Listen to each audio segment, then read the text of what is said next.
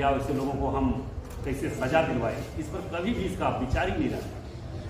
इनका विचार वैसे लोगों पर बना रहा जो गरीब के लिए काम करना, दिन रात सहयोग करना, लोगों के सुख दुख में काम करना, दुख में मदद करना, वैसे लोगों के पीछे लगातार ये पड़ा।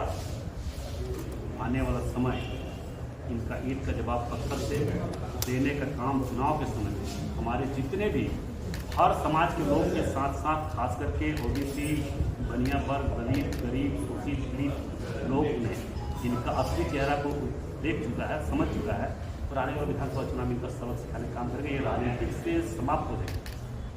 राजनीतिक क्षेत्र में ऐसा इंसान होना ही नहीं चाहिए, ऐसा आदमी होना ही नहीं चाहिए जो सिर्फ और सिर्फ स्वार्थ के लिए काम करना, व्यक्तिगत लालच, व्यक्तिगत लाभ के लिए काम करना। ये व्यक्ति व्यक्तिगत लाभ के लिए ही सिर्फ काम किया, इसलिए इसका जवाब बहुत जल्द मिलने वाला है।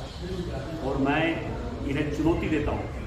ये तो बोलते हैं झारखंड के बहुत ईमानदार और निष्ठावान नेता है, ये तो वहाँ से भागे धनबाद से मैंने चुनौती दिया था कि धनबाद लोकसभा चुनाव लड़ने के लिए बहुत इच्छा जाहिर किए थे, हमने तो स्वागत किया था, मगर इन्होंने हिम्मत जुटा नहीं पाई।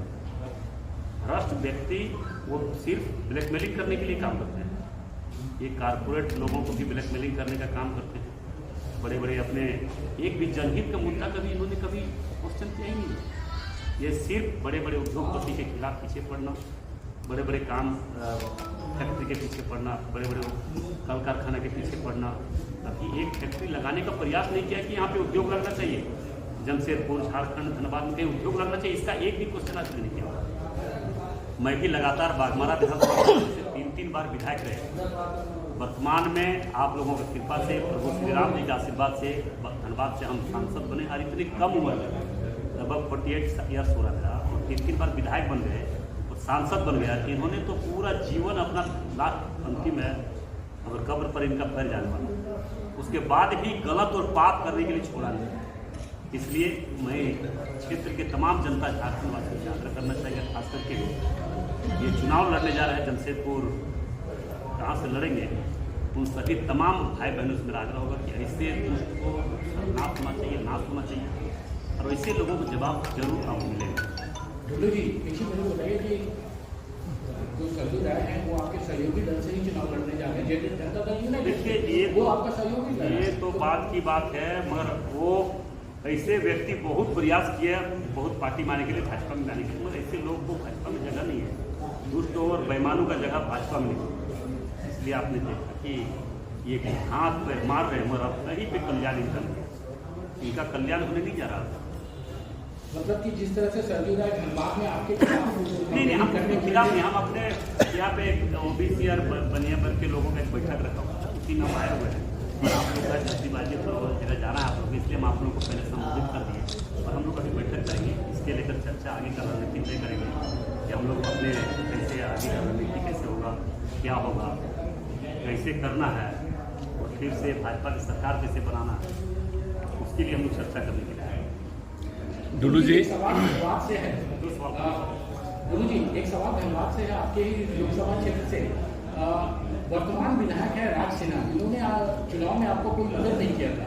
ऐसे लोगों को क्या अभी विधानसभा जो चुनाव होगा, अगर उनको टिकट मिलता है तो क्या ढोलू महतो और उनके समर्थक उनके लिए काम करेंगे? देखिए, कौन मदद किया नहीं किया, मैं स्पष्ट रूप से बताना चाहूँगा कि 2024 के लोकसभा चुनाव में भारतीय जनता पार्टी ने एक गरीब, मजदूर, किसान, एक ओबीसी का बेटा को उस लायक समझा और टिकट भी दी।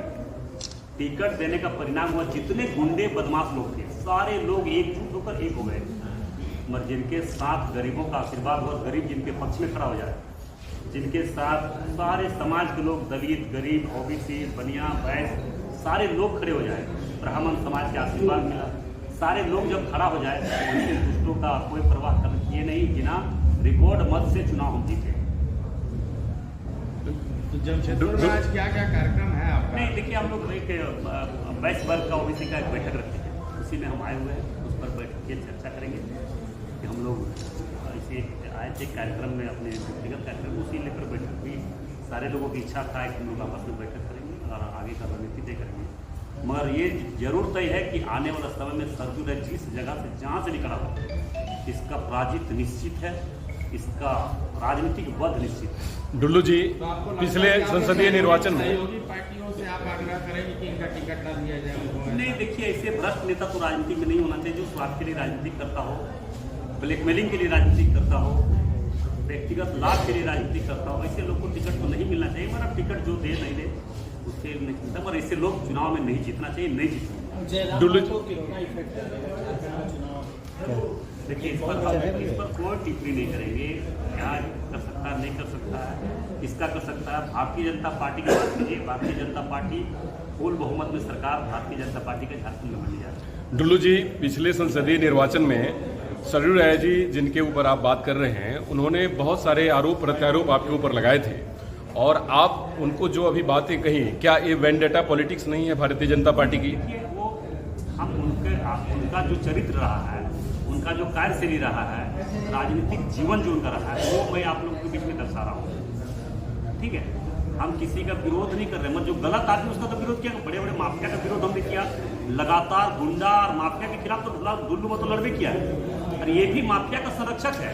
ये बड़े बड़े माफिया के खिलाफ आज तक एक आवाज दिखा दीजिए, एक स्टेटमेंट आप लोग दिखाइए हमको। आप लोग से भी बहुत बार रूबरू हुए होंगे, एक भी स्टेटमेंट ऐसा दिखा दीजिए जो हत्या करने वाले के खिलाफ कभी बोला हो, रंगदारी मांगने के खिलाफ बोला हो, किडनैपिंग कोई किया उसके खिलाफ बोला हो, बड़े बड़े गुंडे लोग के खिलाफ कभी ये आवाज उठाया हो, दिखा दीजिए एक स्टेटमेंट। तो क्या ओबीसी वर्ग इसको बहिष्कार करने का फैसला ले? इनको ओबीसी के साथ हम सभी वर्गों से आग्रह करना चाहेंगे, ऐसे लोग का विरोध होना चाहिए जो सिर्फ और भ्रष्ट और करप्टेड है। इनसे बड़ा भ्रष्टाचार और करप्टेड कोई नहीं है, ये आप लोग जरूर जानते होंगे, और इसका विरोध होना चाहिए, इसको राजनीतिक समाप्त होना चाहिए।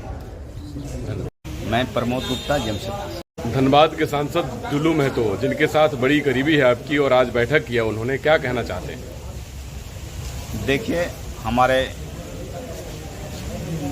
बागमारा क्षेत्र से जो पहले 3 बार विधायक रह चुके थे और अभी इस बार धनबाद का सांसद इस चुनाव में जीते हैं बीजेपी से, और जमीनी से उठे हुए नेता थे। हम लोग गए थे भी एक बार धनबाद मिलने उनसे। उनका जो व्यवहार है, संस्कार है ना, कभी ये नहीं सोचता कि कोई बड़ा आदमी आया कि छोटा आदमी आया, सबको एक समान देखते हैं। जब मैंने धनबाद पहुंचा था, हमको 5 आदमी, उनके द्वारा सारी कुछ बात बताया गया कि हम लोग किस तरह गरीबी से ऊपर उठे हैं, किस तरह संघर्ष किए हैं अपने जीवन में आगे बढ़ने के लिए, और उस संघर्ष का परिणाम है कि आज हम यहाँ तक पहुँचे हैं। आज जमशेदपुर में उनका आगमन हुआ, हम लोग पूरा वैश्य समाज के लोग आकर के उनको सम्मान दिए, अभिनंदन करने आए थे, उनसे मुलाकात हुई, बातचीत हुई, और उन्होंने आज आकर के प्रेस कॉन्फ्रेंस भी की है। उन्होंने कहने का मतलब है कि वो अपने प्रति जो भी कोई अगर उनका प्रति इल्ज़ाम लगाता है या उनका विरोध करता है, उनका जवाब देने के लिए सक्षम है, खड़े रहते हैं। आज यहाँ पर वो आए मीडिया के सामने और अपनी जो भी अंदर की भावना था, उनका दिल का भावना, सारी भावनाओं को मीडिया के सामने प्रकट किए। और फिर उम्मीद है कि 10-15 दिन के बाद, दुर्गा पूजा के बाद, उनका एक कार्यक्रम वैश्य समाज की तरफ से जमशेदपुर पूर्वी में होगा, और उस समय रूपरेखा आगे की बढ़ेगी कि वो किस स्तर से आगे हम लोग को बढ़ाना चाहते हैं, और हम लोग को उनका साथ मिलेगा।